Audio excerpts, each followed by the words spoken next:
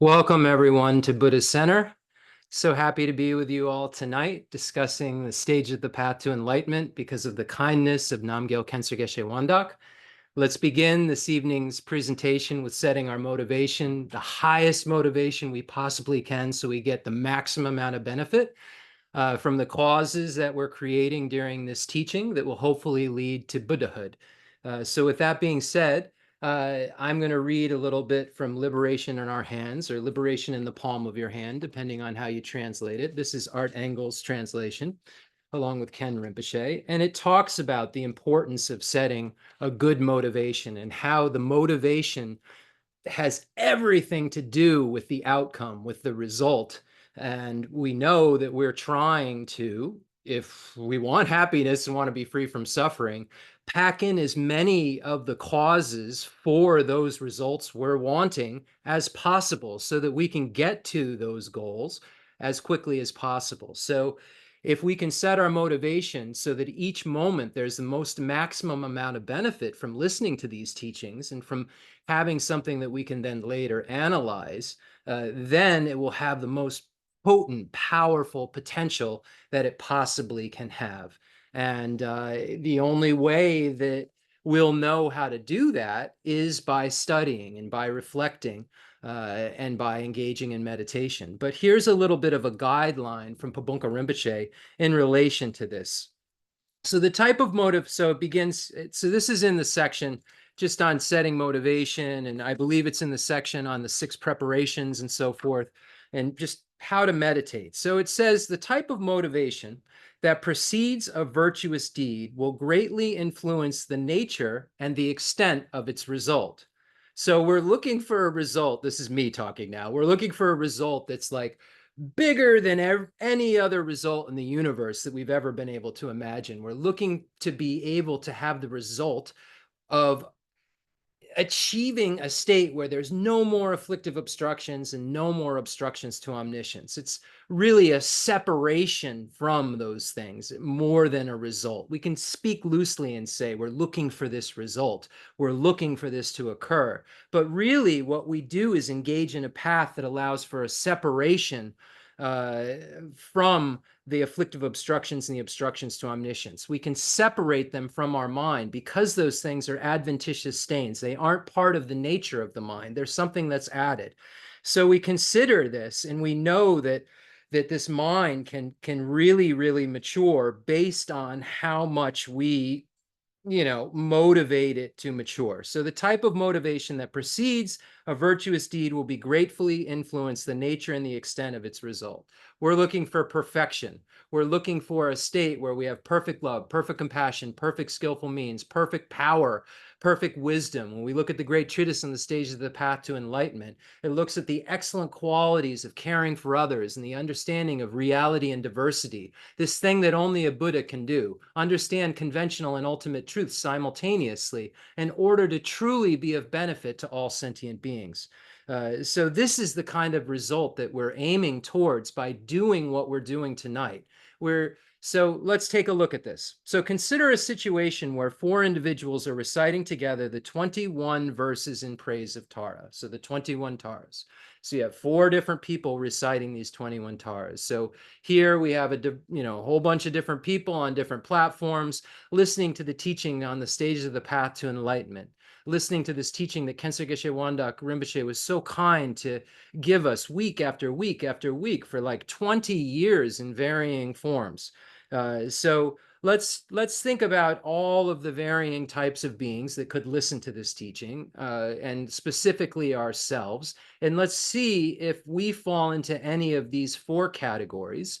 And if we fall into a category that's not one that's going to achieve the result that we're looking for, then we need to upgrade our motivation. We need to upgrade our way of thinking. And the only way that we can upgrade our way of thinking is to engage in the meditation practices that cause the upgrading to occur. So here, let's look at the 4 types of individuals in this case that could be reciting the 21 Taras. So before we get started with anything, let's see what we're doing and if we're doing it in a way that will cause the maximum amount of benefit for ourselves and others. The first person recites the prayer with the enlightenment mind as his or her motivation. So, bodhicitta, wishing to become a Buddha for the sake of all sentient beings. I'm doing this in order to become a Buddha for the sake of all sentient beings. The second does so with an attitude of renunciation.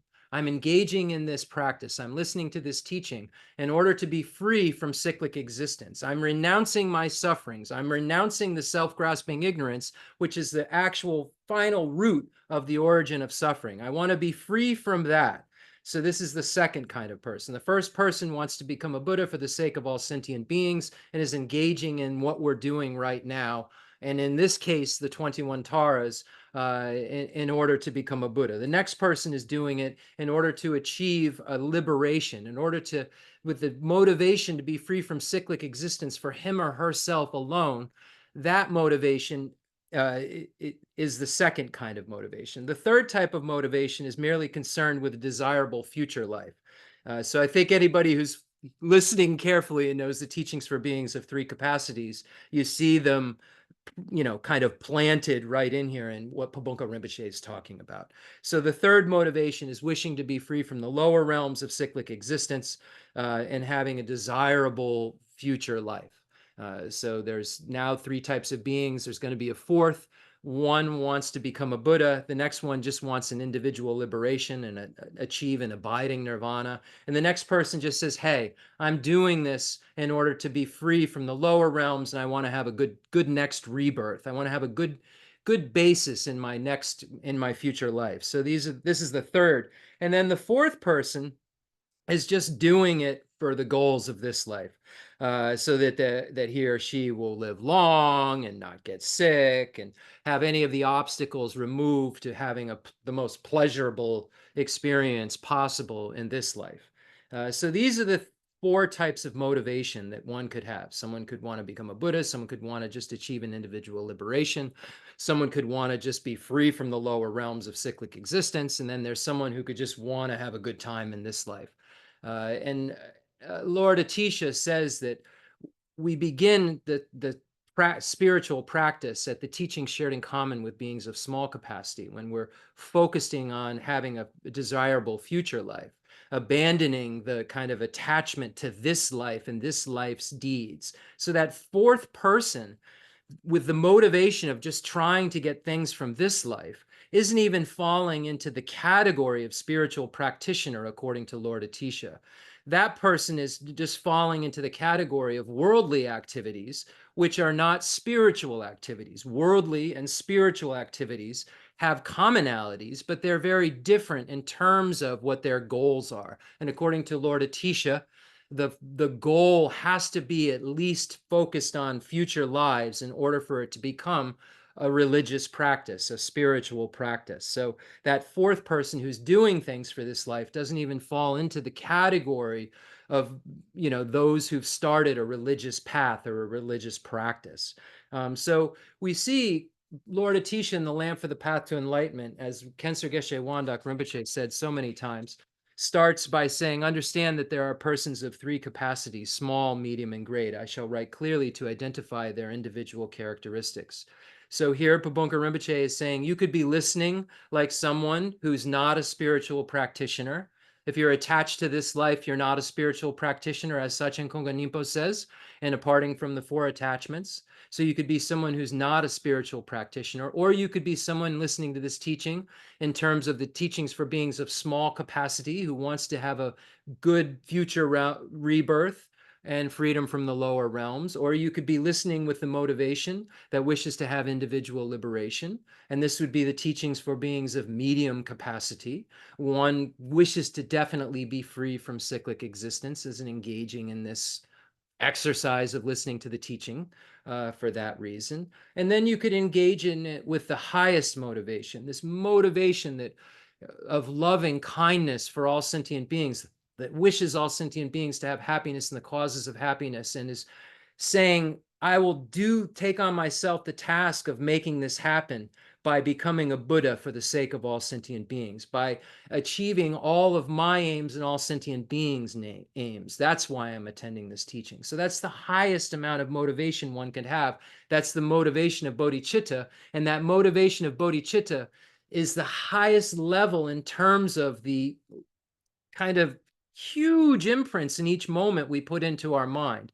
With the motivation of bodhicitta, we create the largest amount of virtue that's possible. So we're going to get into that next. So I'm just trying to set this up in terms of the teachings for beings of three capacities, how they relate to the teachings shared in common with beings of small and medium capacity, the teachings for beings of great capacity, teachings, beings that haven't even entered a spiritual practice, what that would look like, and then let's see what their individual results will be based on what Pabunka Rinpoche is saying.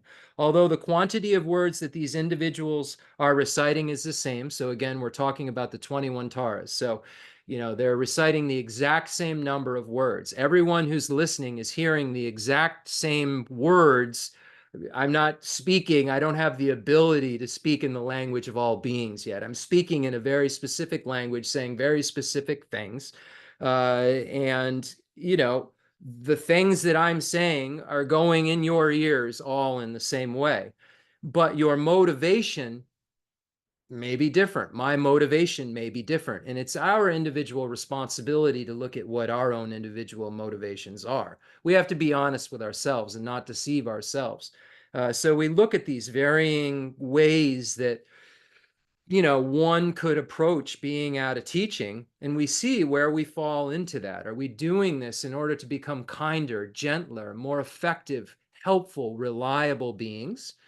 Are we doing this to just get out of suffering altogether? Are we doing this just to have a good next rebirth, or just doing this for this life? We ask ourselves this question. And since the first person's motivation, the person with bodhicitta, was imbued with the enlightenment mind, his or her act serves as a cause for the attainment of Buddhahood, perfect enlightenment. So this is, we're talking about achieving the highest result you could ever imagine achieving, perfecting your mind. So the only way that you can make this happen is to enter the Mahayana. And the only entrance to the Mahayana is bodhicitta. So this is why we talk about this over and over and over again, the 7-point cause and effect and the equalizing, exchanging self with others practice for achieving bodhicitta, because it's the only entrance into the Mahayana. It's the only motivation that will allow you to become a Buddha. Any of the other motivations will result in something else, and we'll see. It represents, therefore, a form of bodhisattva activity and is a genuine practice of Mahayana Dharma. This is not so, however, for the other three persons. So this is a Mahayana practice that we're talking about. The teachings for beings of three capacities is a system that we find presented, that's passed down from Lord Buddha through the Nalanda Pandits, and Atisha put together this system for beings like me who don't have the ability to just read a sutra directly and understand how to practice it in graduated stages. And Lord Atisha was so kind to show us this integrated path to understand that these practices of small and medium capacity were all necessary foundations to lead up to this incredible motivation of bodhicitta. And without the latter realizations, this incredible motivation of bodhicitta will never occur. So we have to create the process in our lives that will result in the effective mind, this mind of bodhicitta that wishes to become a Buddha for the sake of all sentient beings. And those cognitive transformative processes don't just happen from doing it once or twice. We have to engage in these methods passed down from Buddha over and over and over again in our daily lives, so that our discrimination of beings becomes more of what those beings really are to us. And that's someone who's been kind to us in previous lives, even though they're representing themselves to us in a different way than they did before. We've merely forgot their kindness. So we have to start to really look at, is this stuff working or not, and make it work. It's our responsibility to make these teachings work. It's not our teacher's responsibility to make the teachings work for us. It's our responsibility to hear what the teacher says, analyze the heck out of it, see if it makes sense, see if we discover what they're saying is true to be true, and then integrate it into our lives. So the second individual's prayer, who had the motivation, of renunciation, so the second person's 21 Tara prayer. So if you're listening to this teaching with just a motivation of renunciation, his or her act represents the Dharma practice of a person of medium capacity. This makes it both a cause for the attainment of liberation and an antidote for samsara. Not a cause for Buddhahood, though. So you see how all phenomena arise from causes. So all impermanent things have causes. So we have to see if what we're doing is causing what we want. The Lamrim is so clear. We're so fortunate that these kind beings have come to our world and clarified these things for us. That Atisha came to Tibet and saw, oh, there's people like Jeff in Tibet that can't just look at these complex commentaries by Nagarjuna and Chandrakirti and so forth, and understand how, and Master Asanga, Arya Sangha, and Master Basubandhu, and be able to know how to practice. So Atisha wrote how to practice in order, and then Lama Tsongkhapa and all these masters wrote commentaries on it for folks like me who need to be spoon-fed. The acts of the latter two individuals do not even serve as causes for the attainment of liberation. So the person who's just doing it to have a good next life, person who's doing this just to have a good this life, if you're listening to this for those two reasons, they don't become the cause for exiting samsara, nor do they become the cause for Buddhahood. So in fact, they are both nothing more than common forms of the origin of suffering. Oh, wow. So that is a tough thing to swallow. If our motivation is not that of a desire to at least exit out of cyclic existence, then it's a cause for cyclic existence. Sitting here can be a cause for cyclic existence. And you can debate it in a lot of ways, but that's an interesting thing. Make the best use of every moment. Don't make it a cause for cyclic existence, or make it become a cause for the next thing not being a cause for cyclic existence. Because someone like me is not a bodhisattva. I don't have renunciation, but I have a real affinity for those realizations. And I'm really trying hard to move closer in my daily life to actually having those realizations. And I know that I can because I have Buddha nature, like you can because you have Buddha nature. And that our minds can mature to the ultimate state, the highest peak of perfection. That's our ceiling, is perfection, each and every one of us, because our mind is in the nature of clear light and unsullied. The stains are adventitious.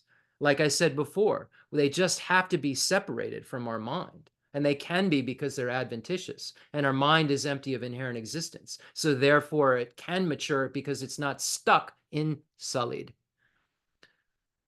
Wow. So although the act of the third individual does not further the attainment of either Buddhahood or liberation, it still represents a means of averting birth in the lower states. And this makes it the Dharma practice of the person of lesser capacity. So the teaching for being of small capacity. So it falls into Dharma practice. The act of the fourth individual, however, is performed only out of concern for his present life. And so it is not a practice of the Dharma at all. So if you're doing the Dharma for just this life, it says it's not the Dharma. It's result. And so all these teachers that are saying, oh, Buddhism doesn't need to have past and future rebirths. Really, it doesn't become Dharma until you assert that it's something that's focused on a future rebirth. Its result further is not likely to include anything beyond what was hoped for in the same life. Lord Atisha was asked, what are the results of actions performed from a desire for wealth and happiness or honor in this life? He replied, the results are just that, just getting stuff in this life. And then it says before that, it gets into, just if you go a couple paragraphs before that, it says, it's important that a good motivation precede all your activities, not just those of a distinctly spiritual nature. Instead of greeting a person with, are you in good health, as we're accustomed to do today, how are you feeling?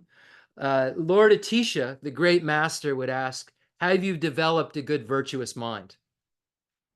Because in Lama Tsongkhapa's the practice of mind training presented in an ornate poetic composition, he says, White and black karma are due to good and bad thoughts. If the thoughts are good, one's position and course will be good. If the thoughts are bad, one's position and course will be bad, because everything depends on one's thoughts. Buddhahood depends on one's thoughts. Individual liberation depends on one's thoughts. Being free from the lower realms depends on one's thoughts. Making it a samsaric activity depends on one's thoughts. So it's important to look at this. So then it says, and I'll only read a little bit more and then we'll get started. Lord Atisha was asked, what are the results of an act performed for desire of wealth or happiness? And he said, they're just that. And when he asked, what are the results in future lives, if you're just doing it for this life? And he said, they're birth in the hells, a hungry ghost, or animals, because of the craving and attachment and so forth, related to wanting to desire wealth and happiness and have honor, and, that just dive into those 8 worldly concerns. You may be able to have the morsels you crave in this life, but you will be bereft of all morsels in future lives because of the negative motivation. We know that when we have afflictions, they give rise to contaminated negative karmas that give rise to the lower realm rebirth. Therefore, those of us who are monks and should walk to the main assembly. So this is any of us. This isn't just monks. We shouldn't make the excuse, oh, we're not ordained, we're not kempos, we're not abbots, we're not geshes. We should say we have Buddha nature and we can do this. So just put in all of us, who are walking. It says here, to the main assembly hall or the debate garden, motivated by the enlightened mind. When we do so, even the steps we take to get there become bodhisattva deeds, making them more valuable than 100,000 coins of gold. But if our only aim is to receive a distribution of money or tea or soup, or to placate the monastery administrators, then our actions become like those which Lord Atisha described. The success of a practitioner's meditation is also determined by his or her motivation.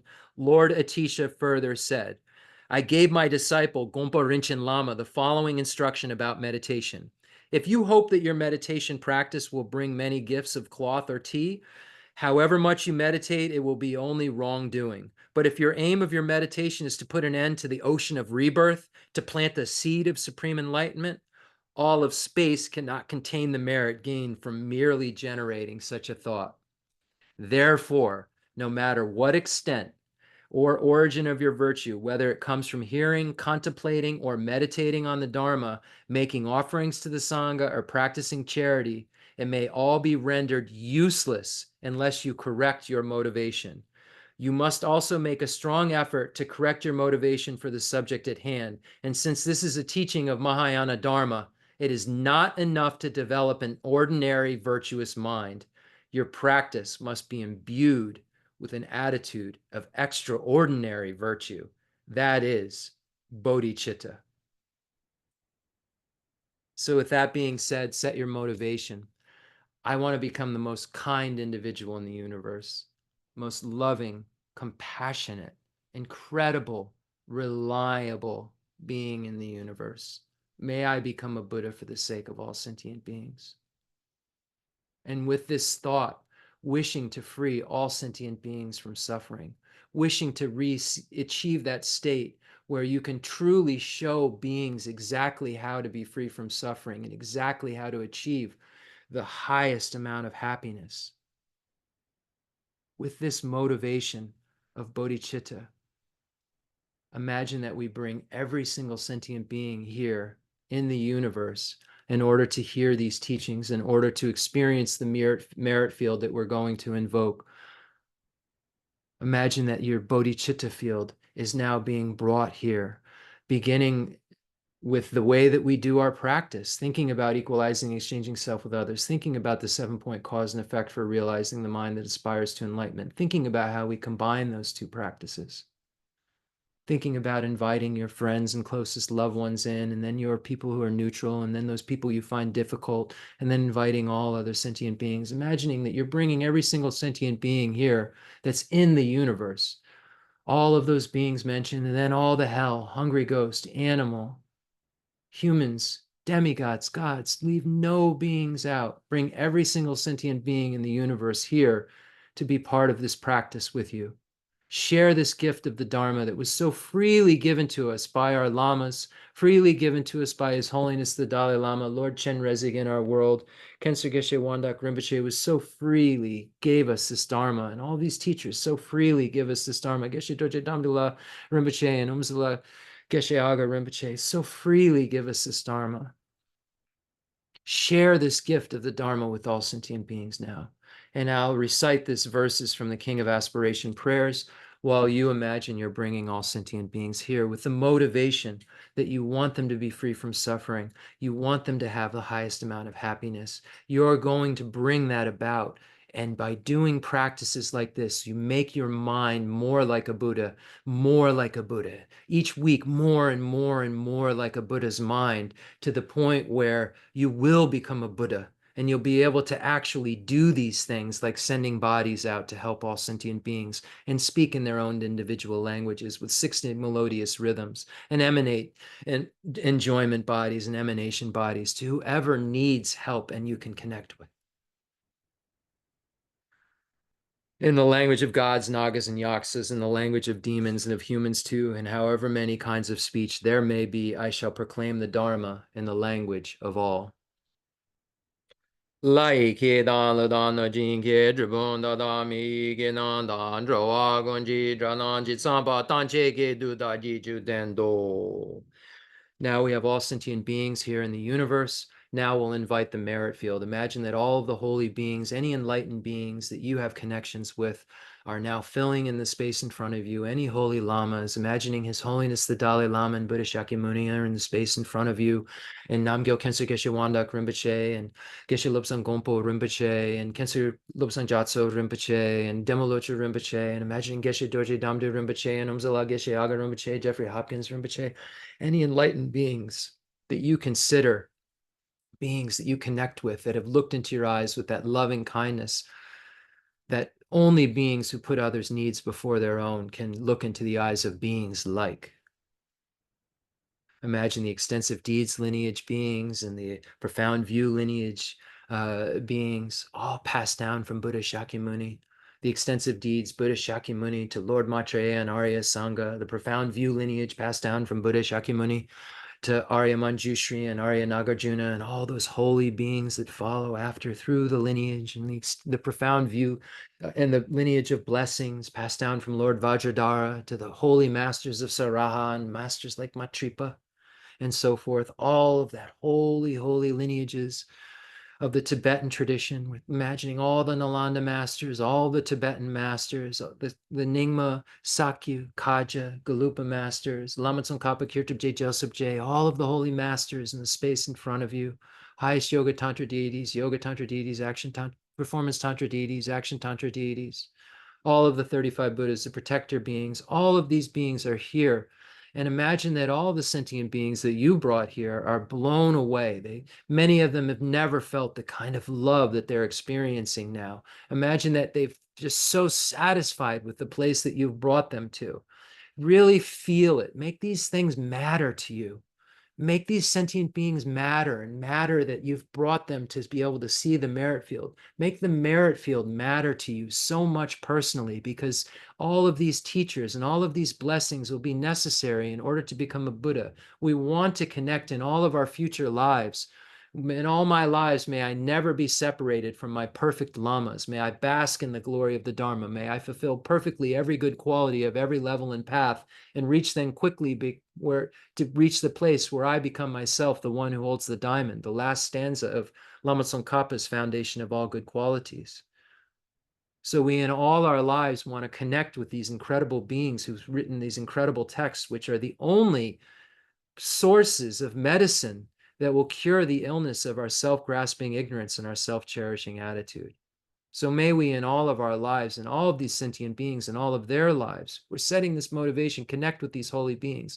And may we, if they aren't Buddhas yet, by the time we become Buddhas, be able to just continuously, spontaneously fulfill their needs by teaching them to the truth of suchness so that they can discover their own realization of the truth of suchness. Because even when we become a Buddha, the Buddhas don't wash away negativities of beings, nor do they remove their miseries by their hands. Their spiritual realizations are not transferred to them. It's by teaching the truth of suchness that beings are liberated.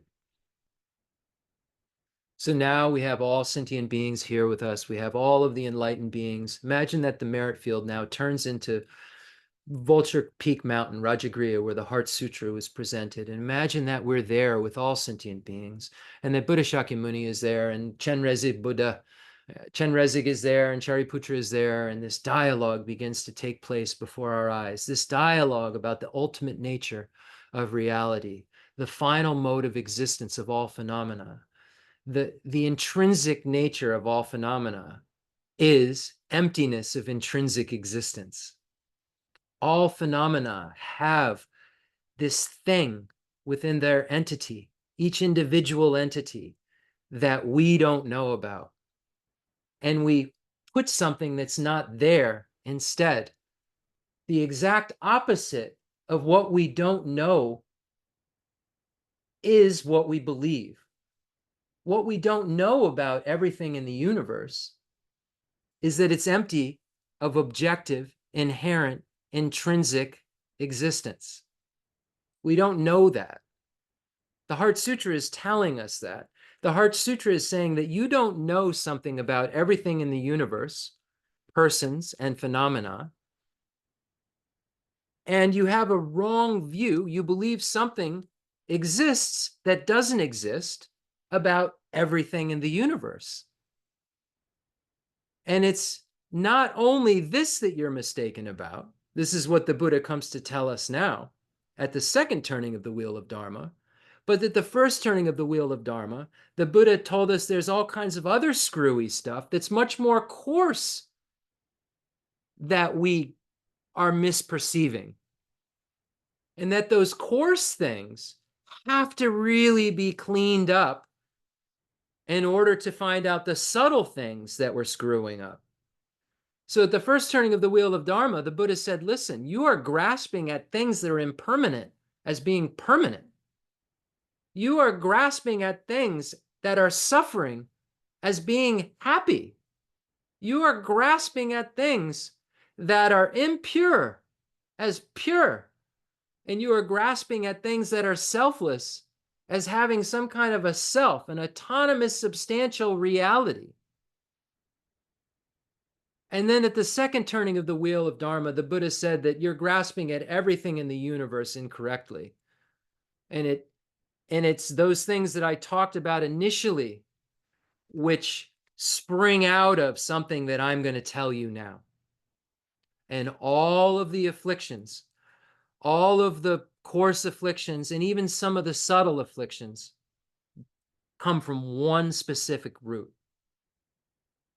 All of those things, believing things that are impermanent to be permanent, believing suffering things to be happy, believing dirty things to be clean, believing selves that, do not have autonomous substantial existence to have autonomous substantial existence. All of those ideas that are totally wrong spring from something more subtle than those things. And that's grasping at all phenomena to be intrinsically existent. Grasping at things to have some sort of objective existence from their own side that serves for us to overvalue them. We then say, this is really attractive. This is really unattractive, because we believe that the things we're designating as such to have some intrinsic characteristic of attractiveness or unattractiveness, we're designating them as such based on a concrete appearance that's coming at us that's incorrect. We're not only grasping at things as being inherently existent, they're appearing to us to have that kind of mode of existence because of our ignorance, because of our imprints, because of our innate self-grasping ignorance and our obstructions to omniscience. We have this appearance of things coming at us to inherently exist, even in our sensual perception. And the Buddha came to tell us that that's our problem. That's the root of our problem, is our grasping at things to have some sort of way to stand on their own, that can somehow exist from their own side. And the reality is that they are merely imputed by the mind. They exist externally. There's stuff out there. But when I say they, I just mean there's externality and there's a basis of designation. There's a collection of parts that then serve as a basis of designation for mere imputation, meaning the basis of designation does not have within it an intrinsic designated object. I think it does, but Buddha says it doesn't. So this is what we have to sort out. And Buddha said that when you sort this out, when you get this right, this thing you're getting wrong, you will stop adhering to things, believing they're attractive and not attractive, and then becoming attached or having aversion towards them based on these step-by-step process that begins with a delusion. And that delusion then allows for this objectification allows for an inappropriate attention to make me think I should run at things or punch things to get them away from me. And then when I have a mind state that's so confused, I'm going to act in ways that cause samsara. So we can look more into emptiness another time, but I always like to give everybody an understanding of what the Buddha was talking about. The Buddha was never talking about things not existing in terms of forms and feelings and perceptions and flowers. The Buddha is merely saying when you search for an objectively existent form, when you subject it to ultimate analysis, you're not going to find an intrinsically existent form. You're going to find a non-finding, and that will be the non-affirming negative that is the realization of emptiness. And that non-affirming negative is merely a non-finding. That's the realization. Emptiness of intrinsic existence, not emptiness of existence, because that would mean pot is empty of pot, that form is empty of form, feeling is empty of feeling, but feeling is empty of intrinsically existent feeling. Because if feeling was empty of feeling and form was empty of form, that would mean that those things don't exist. So the object of negation is not the object itself. You lose the object when you undergo ultimate analysis because you're looking for something that doesn't exist. But things do exist subjectively. The conventional existence is subjective existence. It is not non-existence. We say that things conventional truth. Give an example of a conventional truth.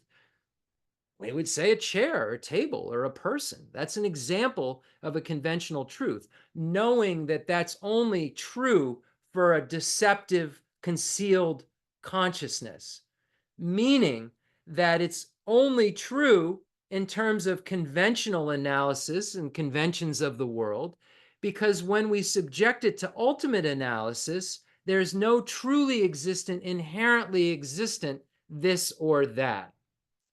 So we'll leave it at that. And then hidden within this, we also find the 5 Mahayana paths of accumulation, preparation, seeing, meditation, and no more learning. We've gone over this many times, so we won't go into that again right now. The sutra, again, we're at Rajagriha, all sentient beings are here, all sentient beings are reciting the sutra with us, imagining like, when you're in a stadium and you hear people chanting, imagine that, imagine you hear the deep throat, chanting going on, of the Jume and Juto tantric monks. Imagine you're hearing all the forms of different sentient beings chanting the Sutra of the Heart of Transcendent Knowledge. And also think about the meaning of this. Think about how we grasp at things as being inherently existent. We grasp at our parts of our body, of our form and our minds and so forth, of having some sort of personal identity that is able to be established from its own side. And we feel this. That's the naturally appearing I. That's the naturally appearing you to me. That's the naturally appearing table. The natural appearance is incorrect. Natural appearance to us is incorrect. Sutra of the Heart of Transcendent Knowledge. Thus have I heard once, the Blessed One was dwelling in Rajakriya at Vulture Peak Mountain, together with a great gathering of the Sangha of monks and a great gathering of the Sangha of bodhisattvas. At that time, the Blessed One entered the samadhi that expresses the Dharma called profound illumination. At the same time, noble Avalokiteshvara, the Bodhisattva Mahasattva, while practicing the profound Prajaparamita, saw in this way. He saw the five skandhas to be empty of nature. Then, through the power of the Buddha, Venerable Shariputra said to noble Avalokiteshvara, the Bodhisattva Mahasattva, how should a son or daughter of noble family train who wishes to practice a profound Prajaparamita? Addressed in this way, noble Avalokiteshvara, the Bodhisattva Mahasattva, said to Venerable Shariputra, O Shariputra, a son or daughter of noble family who wishes to practice a profound Prajaparamita should see in this way, seeing the five skandhas to be empty of nature. Form is emptiness. Emptiness also is form. Emptiness is no other than form. Form is no other than emptiness. In the same way, feeling, perception, formation, and consciousness are emptiness. Thus, Shariputra, all dharmas are emptiness. There are no characteristics. There is no birth and no cessation. There is no impurity and no purity. There is no decrease and no increase. Therefore, Shariputra, in emptiness, there is no form, no feeling, no perception, no formation, no consciousness. No eye, no ear, no nose, no tongue, no body, no mind, no appearance, no sound, no smell, no taste, no touch, no dharmas, no I dhatu, up to no mind dhatu, no dhatu of dharmas, no mind consciousness dhatu, no ignorance, no end of ignorance up to no old age and death, no end of old age and death, no suffering, no origin of suffering, no cessation of suffering, no path, no wisdom, no attainment, and no non-attainment. Therefore, Shariputra, since the bodhisattvas have no attainment, they abide by means of Prajaparamita. Since there is no obscuration of mind, there is no fear. They transcend falsity and attain complete nirvana. All the Buddhas of the three times by means of Prajaparamita fully awaken to unsurpassable, true, complete enlightenment. Therefore, the great mantra of Prajaparamita, the mantra of great insight, the unsurpassed mantra, the unequaled mantra, the mantra that calms all suffering, should be known as truth, since there is no deception. The Prajaparamita mantra is said in this way. And I want to point out one other thing. When it talks about in emptiness, there's no ignorance. So there's just something to think about there. When an Arya Bodhisattva, who's not yet a Buddha, right before he or she sees emptiness, there's ignorance, because they still have, before seeing emptiness, acquired afflictions, acquired self-grasping ignorance, and acquired innate self-grasping ignorance. And then they see emptiness directly. When they come out of seeing emptiness directly, there still is ignorance. There's a different layer of it. Some of it's been shucked out. Some levels of the acquired ignorance kind of has been shucked out. But when they come back out of seeing emptiness directly, they go back to things appearing as inherently existent. So you can see that these things, the Buddha isn't saying that things don't exist. The Buddha is just saying when you subject things to ultimate analysis, seeing if they truly exist, either you're going to find something that truly exists, or you're not going to find, you're going to have a non-finding of something that truly exists. And that non-finding is just not finding true existence. It's not finding existence. So it's important to know. It's very, very important to know. And then so we find the hidden five paths here. All the Buddhas of the three times by means of Prajaparamita fully awakened to unsurpassable, true, complete enlightenment. So now there's five statements made, and these five statements relate to the five paths that are hidden within this. And then there's five syllables within the mantra that relate to the five paths that are hidden within this. I'll let you undo that puzzle. Therefore, the great mantra of Prajaparamita, mantra of great insight, the unsurpassed mantra, the unequal mantra, the mantra that calms all suffering should be known as truth, since there is no deception. The Prajaparamita mantra is said in this way. Te ata om gate, gate, paragate, parasangate, bodhisoha. Get it? Thus Shariputra, the Bodhisattva Mahasattva, should train in the profound Prajaparamita. Then the Blessed One arose from that samadhi and praised noble Avalokiteshvara, the Bodhisattva Mahasattva, saying, Good, good, O son of noble family. Thus it is, O son of noble family. Thus it is. One should practice the profound Prajaparamita just as you have taught, and all the Tathagatas will rejoice. When the Blessed One had said this, Venerable Shariputra and noble Avalokiteshvara, the Bodhisattva Mahasattva, that whole assembly in the world, with its gods, humans, asuras, and Gandharvas, rejoiced and praised the words of the Blessed One. We are so fortunate to have the instructors that we've had and have in this world, just really spoon feeding us. This is Geshe Dorje Damdula says.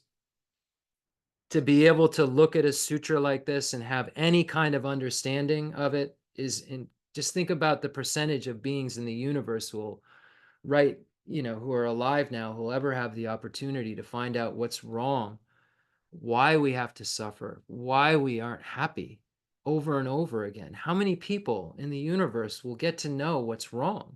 Why are we so worried all the time? And we get to know because of the kindness of our teachers and our work we've done in our previous lives. We're connecting to this. We aren't by accident here. And we're like in this situation that's so hard to make happen, that is so easy to lose and so hard to get again. And if we treat it with the preciousness that it is day and night, then we'll really take the essence out of it. We'll get the nectar from this life. And it isn't meaning like, oh, just make the best use of this life. It's meaning use this life to end suffering. Use this life to become satisfied, because we've never been before, ever. Cyclic existence has no satisfaction. We've maybe thought we were satisfied at times, but we were suffering in just a less way than we were suffering at other times. And it's when we start to realize what the Buddha meant by the superior truth of suffering and the pervasive conditioned suffering that the Buddha presented and the origin of suffering, that we begin to know that we're the luckiest people on the planet because we know how to get what we want. And everyone else who's trying to get the same thing that we want has no clue how to get it.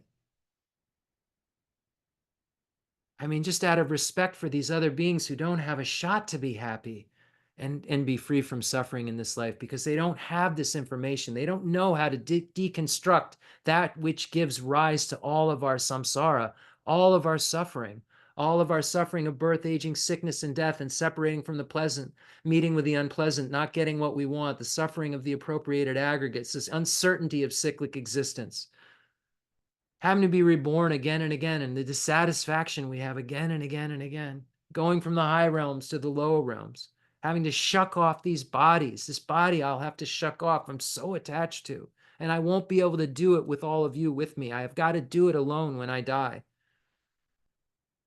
And we have a way to stop that process that'll never, ever stop on its own. It's something that will keep going and going and going until we put a stop to it, until we put a stop to that which perpetuates the cycle of cyclic existence. It will never end. We will never be satisfied. We will always suffer. We will always shed tears. We will always lose loved ones. We will not know how to help loved ones. We will not be reliable. And because of the Sutra of the Heart of Transcendent Knowledge and what it contains, the meaning of how to get rid of ignorance, we have a shot to never have to suffer again. Please take advantage of this opportunity that we have. Kala jibe nejo damba ne ngushe de je ngai de je de baba lama ibu jinzi ne sangandro so la shatzelo aga samara da shandara samara bega samara jasan.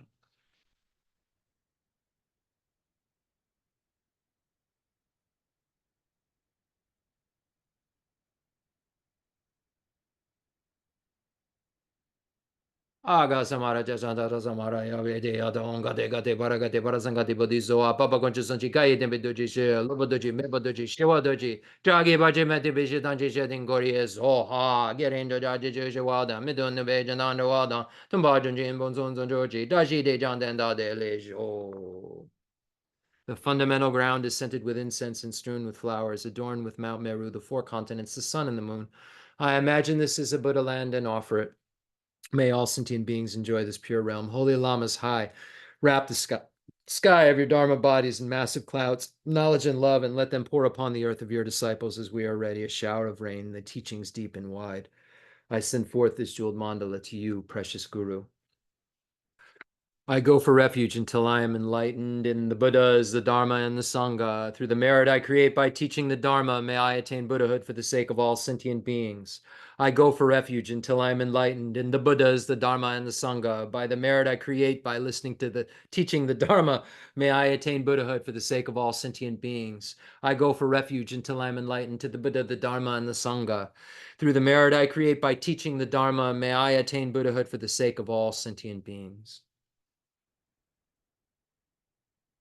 Okay, so great. We get to do this. Let's read the foundation of all good qualities, and then we'll go right into the section. We've been hammering away at the 7-point cause and effect for realizing the mind that aspires to enlightenment, because we've reached the section on the teachings for beings of great capacity, and we've been now moved to this first step. We got through equanimity, the pre-step, and now we're on the first step of recognizing all sentient beings as our mother, and we're looking at a lot of stuff to do that. So we'll do that in a minute.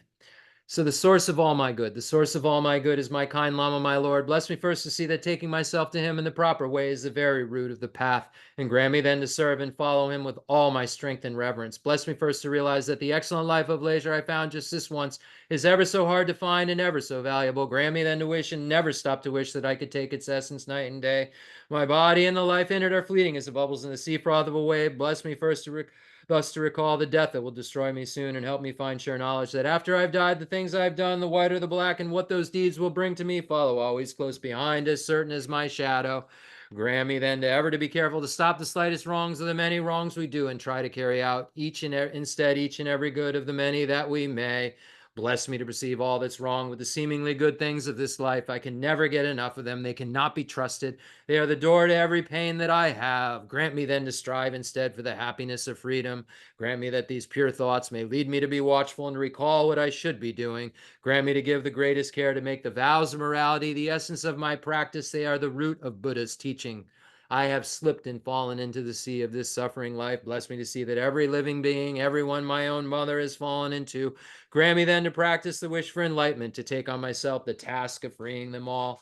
Bless me to see clearly that the wish itself is not enough, for if I'm not well trained in the three moralities, I cannot become a Buddha. Grant me then a fierce resolve to master the Bodhisattva vows. Grant that I may quickly gain the path where quietude and insight join together, one which quiets my mind from being distracted to wrong objects, the other which analyzes the perfect meaning in the correct way. Grant me that whence I practice as well as past shared and become a vessel that is worthy, I enter with perfect ease the way of the diamond, highest of all ways, holiest door to come inside for the fortunate and good.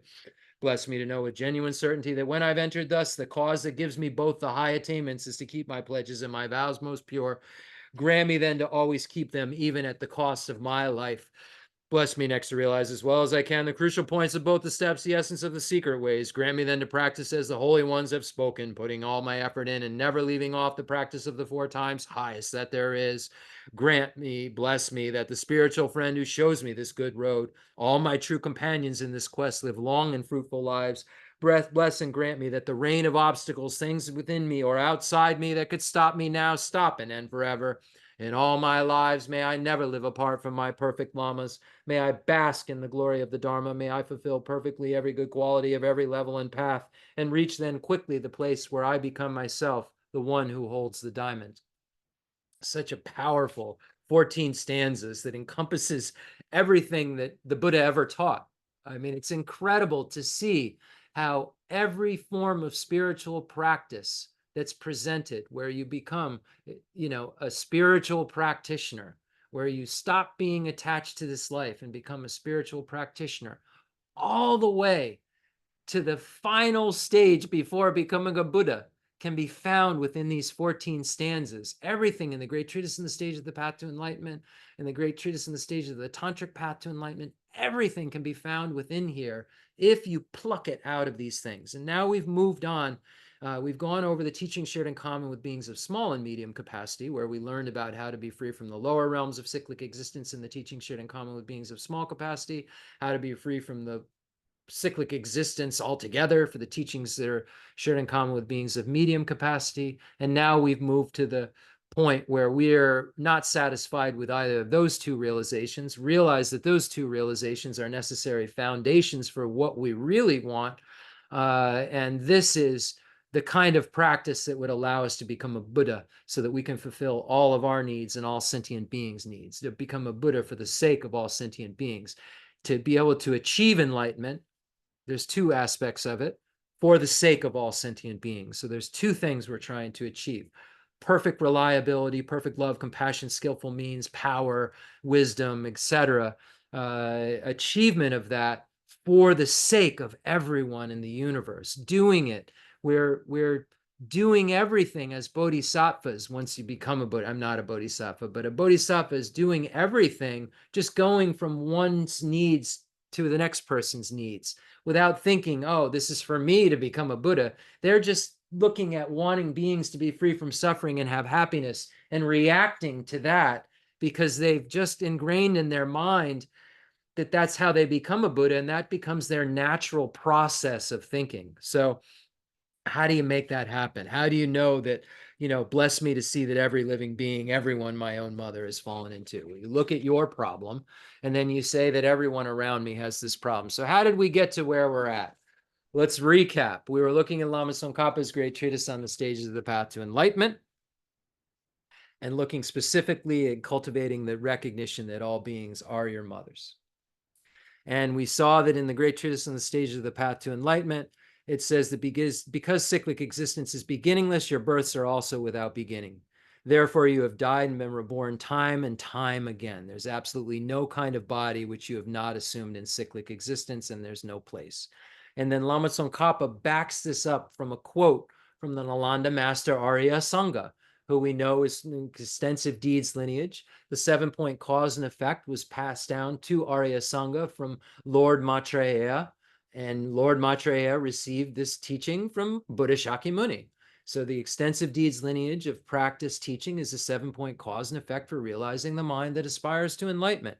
So then, because of this, Lama Tsongkhapa right out of the gate quotes a Sangha, and then a Sangha quotes Buddha. So we'll look at that quote. I have difficulty seeing a place wherein you have not been born, gone to, or died in the distant past. I have difficulty seeing any person in the distant past who has not been your father, mother, uncle, aunt, sister, master, abbot, guru, or someone like a teacher. So then a Sangha is quoting a sutra here, and then we weren't sure if it's the exact same sutra, but we've looked in the descent into the Lanka Sutra, the Lankavatara Sutra, where it says something very, very similar. So we were able to trace this kind of sentiment, which is, if we were high scope, we could just take a quote like this and then come up with all of these meditations somehow, with very, very little instruction. But for someone like me, I need the compound. I need to see, okay, Buddha said this, and Master Asanga is quoting him. And Master Asanga then came up with this practice of the seven, was received this practice of the 7-point cause and effect from Lord Maitreya, who got it from Buddha Shakyamuni. So we're establishing not only, kind of where this is coming from, but by doing that, we're establishing its authenticity. So then we moved on to His Holiness's book and commentary on the third Dalai Lama's Essence of Refined Gold, and found out that His Holiness said, use whoever you think of, recognize all sentient beings as your mother. If there's another being in your life who filled a role, who would take care of you in your most vulnerable position, who you can think of as someone who put your needs before theirs, fill that person in. This is about changing our minds, not trying to be, exactly correct based on the traditional explanation. Because when we trace the traditional explanation back into the sutra area, we see that it talks about all sentient beings being our mother, brother, sister, uncle, aunt, roommate, etc. But generally speaking, in a human life, the mother is the one who shows us the most care and the most kind of other cherishing attitude. So it's just in terms of percentages of people who have had these relationships, why there's an emphasis on this. But the emphasis was made because of the percentage of relatability. And His Holiness says, hey, because you can relate it back to the sutras and use any of these types of beings to remember kindness about and wish to repay kindness from. So it's important. So we looked at the essence of refined gold, and then we looked at Pabunka Rinpoche's liberation in the palm of your hand. And we were looking at this idea, presented by Dharmakirti in by the great master Dharmakirti and the Pramanavartika Karika. Because we have to establish that previous lives exist if we're going to have any shot at believing that all sentient beings have been our mother, and then coming to the conclusion that all sentient beings are our mother once we've done enough of this analysis. So it's really important for us to establish previous lives. In Master Dharmakirti's Pramanavartika Karika, it talks about whenever a being takes birth, his or her breath, faculties, and mind do not arise solely from the physical body, independent of other entities that are of the same kind. So we know that our mind arises from something that is of a similar class, not from a dissimilar class. The body is a dissimilar class. Mind and body are mutually exclusive. They can be dependent on one another and have relationships with one another. Like the mind and the brain have a very, very strong connection and relationship with one another, but they're separate. So we know that something, a result comes into being from something that is concordant with it. So when we look at the result of this moment's consciousness, it has to come from something that is concordant with it. And we say that it's not from a dissimilar class, it's from the previous moment of mind that disintegrated and gave rise to this moment mind. And we see that temporal moments are how we posit the mind as existing. It exists in temporal moments. It doesn't exist in space like matter. It exists in temporal moments. And those temporal moments are causing future temporal moments. This moment's consciousness causes my future next moment's consciousness. It just happened. In my previous moment's consciousness caused this moment's consciousness. It just happened and this moment's consciousness is gone. And now we're in so when you look at temporal moments, you see how this must work. And then the idea of the breathing is given, breathing in and out came from previous kind of wind breathing. And then the faculties, the sense powers came from previous sense powers, not from something dissimilar. There has to be something that has the potential to give rise to a result, to give rise to that result. So we talked about the mind having no beginning and establishing that births have no beginning, and that we've taken countless births in countless places and countless times, as the sutra that Arya Sangha is quoting in the Levels of Yogic Deeds says. So we read through that, and we started to try to establish that this moment and a previous moment or previous moment, we get it back to the moment of conception, and that moment of conception had to have come from a similar class cause, something that's a substantial cause, and that substantial cause is the previous moment of the mind. Like the substantial cause of a sprout is a seed, the substantial cause of the previous moment of the mind, this moment's mind, is the previous moment of the mind. So we established that and had to establish logically that there's no beginning based on that, and that the mind is not destroyed like the body. When the body dies, the mind is ejected from the body. And we'll study the 12 links, and we can study how, then how Madhyamaka, Prasangika presents how we are die and reborn, and how karma follows, like a karma ends, and, the disintegration of the disintegration, there's a potential, there's a cause that happens when we create a karma, and then that action ends. But that action ending, all causes have a result. So that cause is going to make something happen. So when that ends, there's a disintegration. It ends. There's a moment. Then there's 2 moments. Then there's 3 moments, and there's a potential of arisal, disintegration and arisal that's happening all the way to the result, even if it's a million lifetimes later. So this is a big, big, big kind of thing we're talking about when we talk about karma. So I'm going to just kind of pick up where we left off last week. I hope you're all following this and watching it. They're on the YouTube videos too, if you're missed one or something.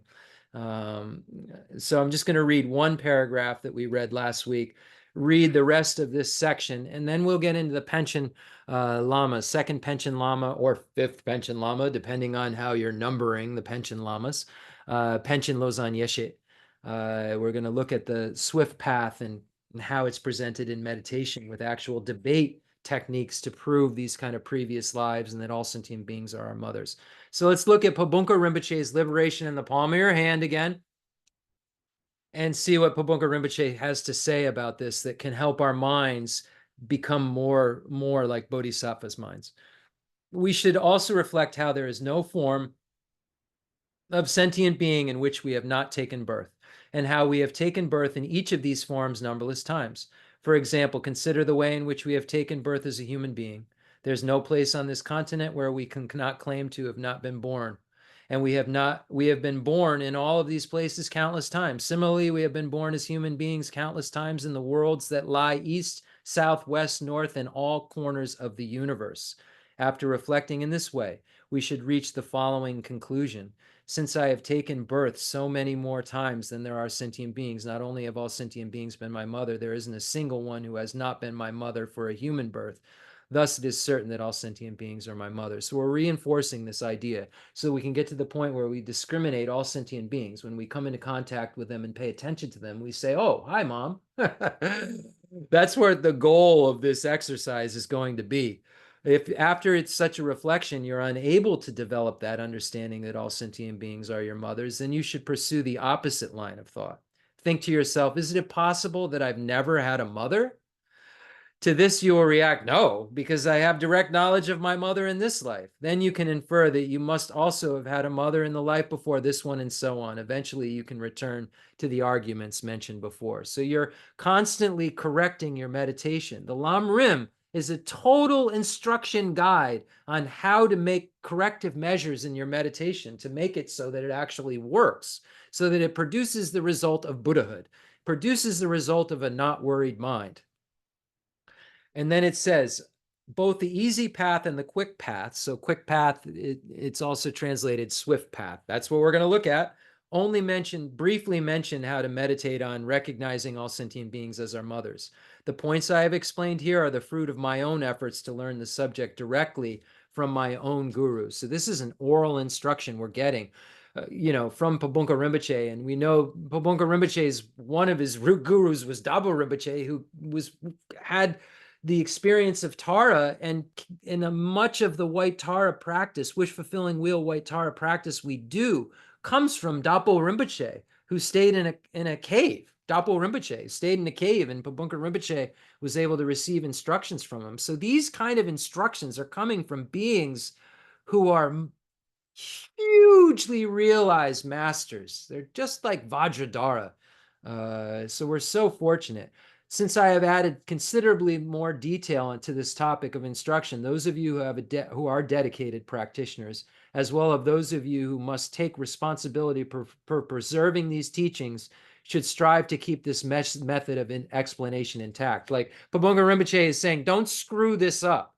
Don't add, make a mess of this. Really keep this intact, because this was told to me by my teacher. And this is how I feel about these teachings. I feel like, don't screw this up. Don't add something that is not concordant with what Buddha Shakyamuni taught about, because Khyentse Geshe Wandak Rinpoche would never have instilled in you the honor and just this incredible, incredible gift to ask me to give the teachings of the Lam Rim once he passed away. It would never have installed such a gift on someone who would corrupt these teachings.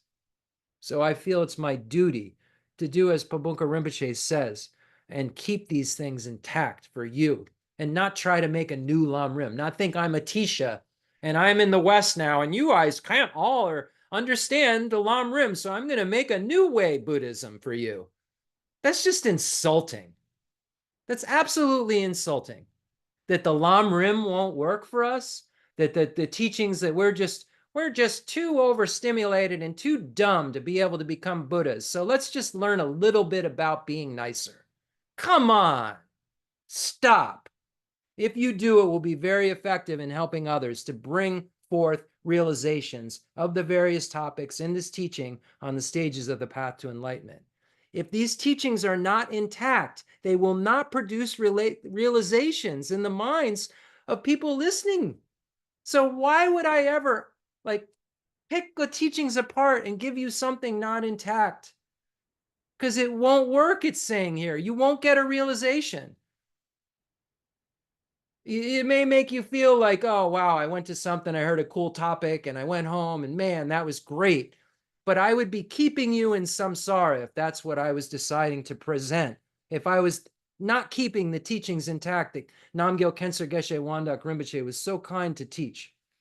When you meditate on this topic, begin by reflecting how your mother in this life has also been your mother many times in past lives. After that, reflect in the same way with regard to your father and other family members. Then do the same with a neutral person.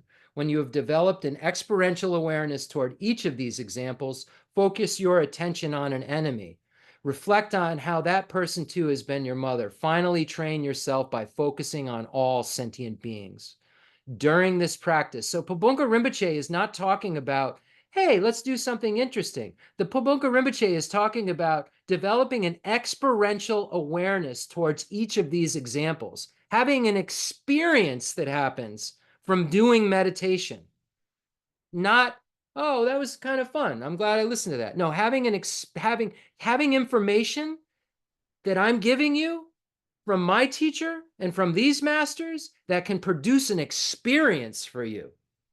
I must be able to recognize that that person, if someone is during this practice, you might find yourself thinking, if someone's my mother, I must be able to recognize that person as my mother. Therefore, if I don't recognize someone as my mother, that person isn't my mother. But the Buddha himself was unable to perceive a single sentient being who has not been our mother. Therefore, even though we may not be able to recognize other beings as having been our mothers, they truly are our mothers. For example, our mother of this life may have been reborn as a dog that lives nearby, without our being able to recognize her any longer. There are also cases where someone may not realize that a particular person is in fact his mother of that very same life. This kind of uncertainty is illustrated in the story of Bhikshuni Utpalavarna and that of the householder referred to in the verse that states, eating his father's flesh, a son beats his mother. Therefore, the inability to recognize someone as your mother isn't a valid reason to establish that the person isn't your mother. And we find the quote from Shariputra also when he comes upon someone eating a fish and says that they're eating their father, and somebody eating their mother or father, and then hitting a dog who's trying to eat the fish out of their hand, and that was their mother or father. And then the wife is cuddling a baby that was the greatest enemy, and just saying how disgusting samsara is. So we're seeing that these kind of quick switches in relationship can happen even in this life, where we're relating to, even if you eat meat, you may be eating your grandmother. Enjoy. So it says, nor is it true that a person ceases to be your mother because she has passed away. If that were so, one could argue that the person who was your mother in the earlier part of your life is no longer your mother in the latter part of your life. So here we start to recognize that because of subtle impermanence, who I was a moment ago no longer exists. My cells are different. My mind is different. I'm older. Everything is different. I'm not the same person I was 1 minute ago. My mother isn't the same person she was 1 minute ago. When I was a child, I'm obviously not the same person. I'm a lot taller. My mother's older. We're not the same person. So if I'm willing to say then, like, oh, because of different moments of time or different selves, then I don't have to accept this as my mother. Well, then there's different selves even happening in this life. And then if my mother dies, do I say she's not my mother? This is the kind of reasoning that we're giving to try to show this continuum of consciousness where all beings have been your mother. So therefore, all beings are the mother of I. Does that make sense? Because the I is merely imputed on a collection of 4 or 5 aggregates that serves as a basis of designation. So I, previous I, previous I, previous I, previous I, beginningless I, future I, future I, future I. Who is reborn? I am. Jeff? No, I. I didn't say Jeff. Who am I now? Jeff. So it's a big debate we can get into. So it says one could also argue that the person who was your mother yesterday is no longer your mother today because she's no longer alive. So we look at that, the person who was Jeff yesterday is no longer alive because one moment later, the yesterday's Jeff, as soon as was today's Jeff, yesterday's Jeff was no longer existed. So it's interesting. Yesterday's mother doesn't exist. If we're saying, oh, well, I have to really be fixed on the now or something. This argument is based on the principle of subtle impermanence. Therefore, those of you who have not studied Buddhist philosophical works will find it difficult to understand.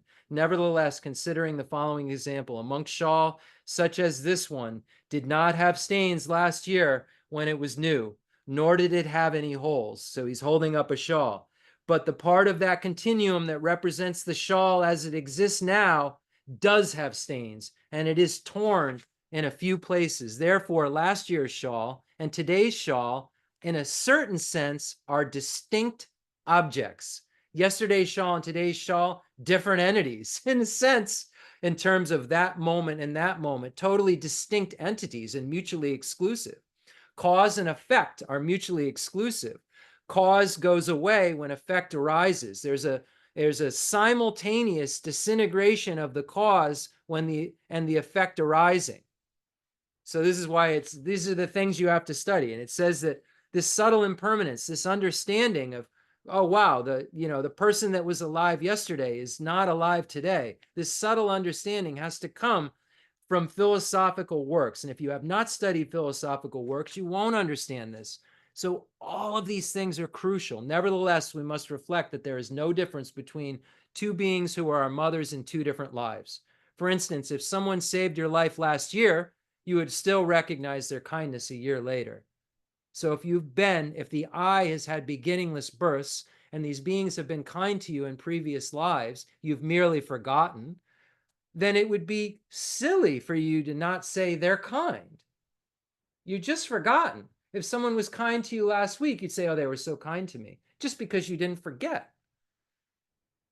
After training yourself in this topic, I love this, for an extended period of time, you will develop an attitude that is a sign you have achieved a true realization of how all sentient beings are your mothers. Pabunka Rinpoche isn't in this for that's interesting. Pabunka Rinpoche, Lama Tsongkhapa, the Nalanda Pandits, Buddha Shakyamuni, they all are here to tell us how to have realizations that can impact our minds forever and eventually be that which causes our minds to stop having to be thrust into the experience of samsara. We'll have pure minds where the adventitious stains have been separated from it, all of them. Let me read this now. After training yourself in this topic for an extended period of time, you will develop an attitude that is a sign you have achieved a true realization of how all sentient beings are your mothers. One more time, why I'm a little fired up. I'm really think as Westerners, we should demand systematic studies. Do not be satisfied with topic, quick discussion, and then next week another topic discussion. You will never, through topics here and there, through buffet Buddhism, without an integrated path, be able to achieve what these masters came to get us to achieve. And this is the kind of thing that all of us have within our grasp. We can taste the grilled cheese instead of hearing what a grilled cheese tastes like. After training yourself, you, not me, after you train, after I train, I can't do it for you. Rinpoche couldn't do it for me. So I have to train. After training yourself in this topic for an extended period of time, not for a week or two, over and over and over again, 1 year, 2 years, 3 years, 4 years, every day, you will, not might, you will develop an attitude that is a sign you've achieved a true realization of how all sentient beings are your mother. What will happen to you whenever you see even an ant or a small bug? You will react spontaneously and intensely with this thought. When I was a child of this sentient being, I had to rely upon her completely for all happiness, and well-being. Wow. Every time I read that, it just shocks my mind to know that I will have a mind like this. If I keep practicing, I will have this mind. Not that, oh, I don't think anything will happen to my mind because I'm not worthy. No, I will have this happen to my mind. You have to have this confidence. The Bodhisattva path is arduous. All of the things that we're going to have to do are not easy. So you have to have some confidence. It's part of a positive quality of pride, a confidence that you can actually do this. It's not considered a negativity to have this pride that I can do this. I can get rid of the afflictions.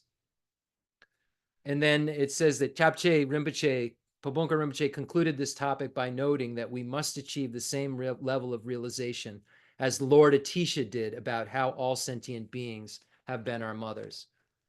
So Pabonka Rinpoche is saying that you, too, not only a yogi in a cave, this teaching was given to like 20,000 people or something. If you look it up, Liberation in the Palm of Your Hand, Pabonka Rinpoche's teaching in the 20s, I think. I think there were 20,000 in the 1920s. I think there were 20,000 people or something there that's teaching. They didn't all come out of a cave. Pabonka Rinpoche and Lama Tsongkhapa Rinpoche and all of the Nalanda Pandits are cheerleaders saying, just sit down and study this and meditate on this and analyze this, and you will realize these things. Have confidence and faith in yourself. You know, like Gontan Dembe Drome says, you know, give yourself a break. Really, like, you know, don't settle for something that isn't what you want. Don't settle for partial instructions, because there's no partial liberation. You're either in samsara or you're out. And the only way you get out of samsara is by getting rid of self-grasping ignorance, like we talked about when we read the Heart Sutra. And the only way, when you look around and see everybody suffering so immensely that has no clue on how to develop, the only way to help them, the only way to know how to help them, is to become a Buddha. And this is the material that will show us how to do that. And we're so fortunate. I say this over and over again, and I hope that you can feel that I mean this, that we're like won the lottery 10 times in a row when we look at the rarity of what we have right now. And I really just beg you to please, please, please make use of this human basis that we have with these 8 leisures and among the 10 endowments, and depending on how you look at the experience of them. And I just beg you to not be satisfied with partial instructions and to actually take these things and take it to another deeper level. Just don't say, yeah, lower realm rebirth, free from samsara, become a Buddha, those 3 things. Rinpoche said it over and over again. Rinpoche said it over and over again so that we would get the point. And I look at the effects in his life, his mind, what kind of being he was. And I wouldn't want to be anything different than that. I would want to be exactly that. And I spent so much time with him over, almost 25 years. And I never saw a being in front of me that I wouldn't want to be exactly like. And he showed me exactly how to do it. The fundamental ground is scented with incense and strewn with flowers, adorned with Mount Meru, the 4 continents, the sun, and the moon. I imagine this is a Buddha land and offer it. May all sentient beings enjoy this pure realm. I dedicate whatever virtues I have collected for the benefit of the teachings of all sentient beings, and in particular, for the essential teachings of Venerable Losang to shine forever.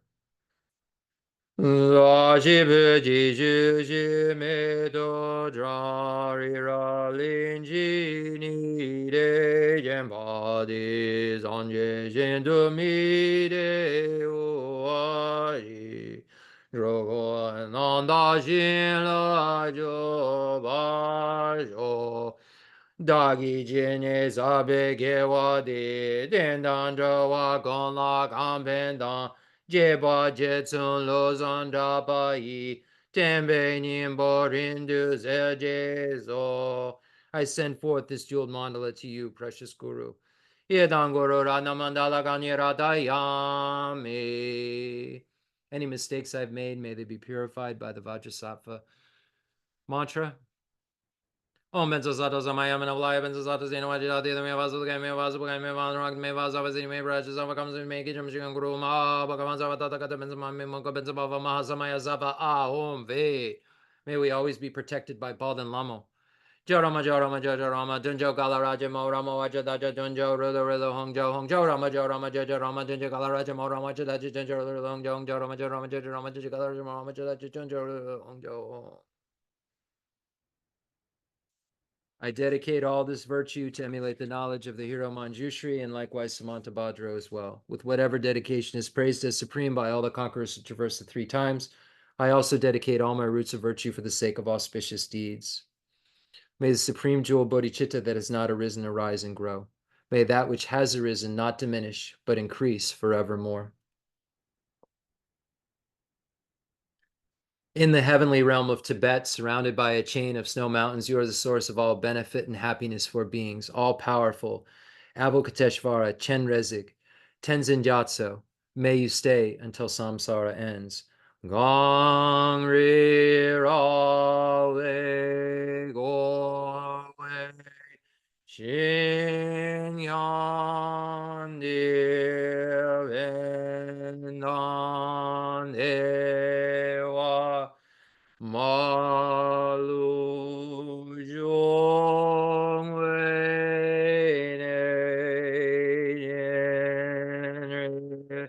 zi wan den zen ya zo yi ja be zi de wa du de yo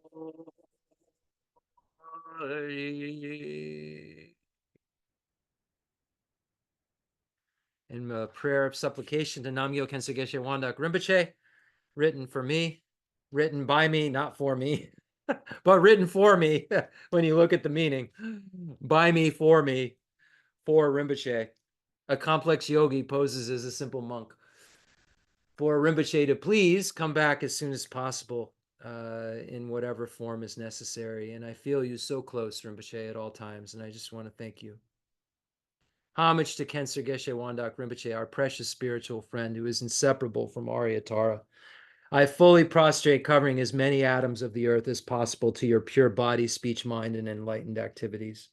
I offer to you drinking water, bathing water, flowers, incense, candles, scented water, food, and music purified by Om Ah Om Om Ah Om Om Ah Om.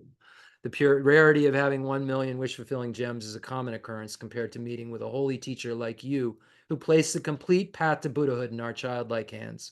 Just like a teacher who came to Tibet with a lamp to dispel the darkness of ignorance, you, kind abbot, arrived in the West with a lineage purer than a diamond and begged us never to be satisfied with partial instructions. The teachings of the extensive deeds and profound view lineages flowed from your lips like nectar for our ears that elucidated the teachings for beings of 3 capacities. Now that sound is stopped. All composite things are impermanent. You told us that all of your teachers passed away and understood that sadness, entreating us to continue our studies. The Buddha does not wash away the negativities of beings, nor does he remove their miseries by his hands. His spiritual realizations are not transferred to them. It is by teaching the truth of suchness that beings are liberated. We are not prepared to take this difficult journey to the highest goodness of Buddhahood without your continued guidance. The sadness in our hearts would be too overwhelming. May you swiftly return to this world and take care of us in all of our lives, wherever we may be, never leaving our hearts and crowns. May all sentient beings perfectly realize renunciation, bodhicitta, and the correct view of emptiness, so they know who you really are. Thank you so much, everybody, for your kind listening, and I hope that you integrate these teachings into your lives and actually have the realizations that you too can have. It's not just yogis sitting in caves and abbots and geshes. You too can have them. You just have to apply the practices just like our teachers did, and you can be just like them. I really pray that we all can have virtuous minds this week and do that. Thank you. See ya.